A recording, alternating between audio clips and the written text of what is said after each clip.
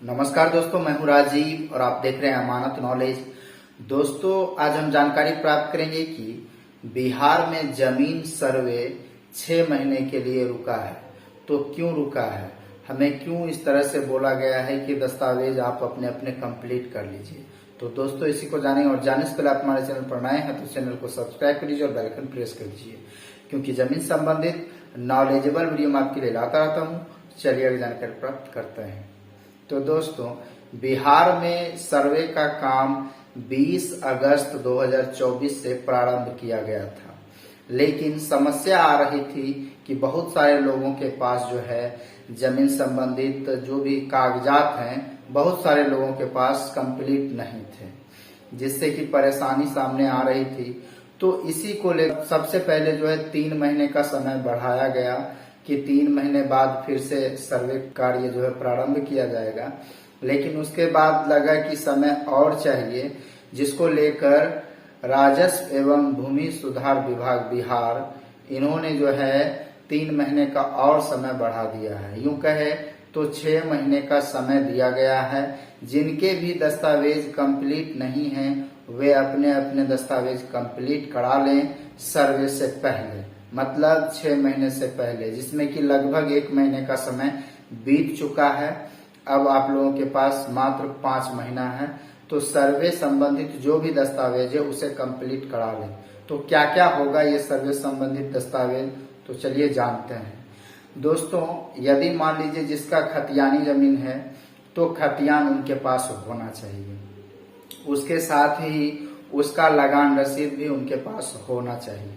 ठीक है। उसके बाद यदि मान लीजिए कि किसी का जमीन खरीदा गया है, मतलब जमीन रजिस्ट्री का पेपर है उनके पास, तो जमीन रजिस्ट्री का पेपर होना चाहिए, साथ ही उसका लगान रसीद होना चाहिए। अगर मान लीजिए किन्हीं को दान में मिला है तो दान पत्र होना चाहिए, साथ ही लगान रसीद भी होना चाहिए। यदि मान लीजिए किन्हीं को पर्चा का जमीन मिला है तो पर्चा उनके पास होना चाहिए, उसका लगान रसीद होना चाहिए। लेकिन लगान रसीद जो होगा यह मतलब हालिया लगान रसीद हो, यूं कहे तो करेंट लगान रसीद कटा हुआ होना चाहिए। ठीक है। तो इस तरह के दस्तावेज आपके पास होने चाहिए।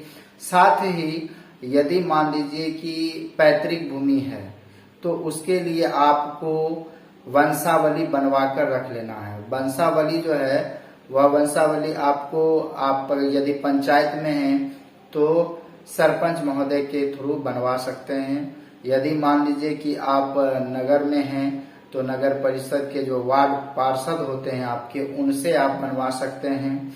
या फिर मान लीजिए आप अंचल से भी बना सकते हैं, कोर्ट से भी बना सकते हैं। तो एक वंशावली भी आपके पास होना अनिवार्य है ऐसी परिस्थिति में।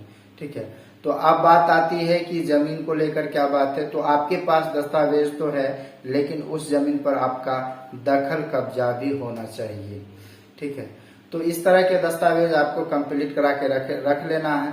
अब बात आती है कि जिनके पूर्वज की मृत्यु हो चुकी है तो उनके लिए जो है मैं बता दूं कि उनका मृत्यु प्रमाण पत्र भी होना अनिवार्य है, ताकि आप ये साबित कर सकें कि मेरे पूर्वज की मृत्यु हो चुकी है, अब जो खतियान बनेगा वह मेरे नाम से बन सके।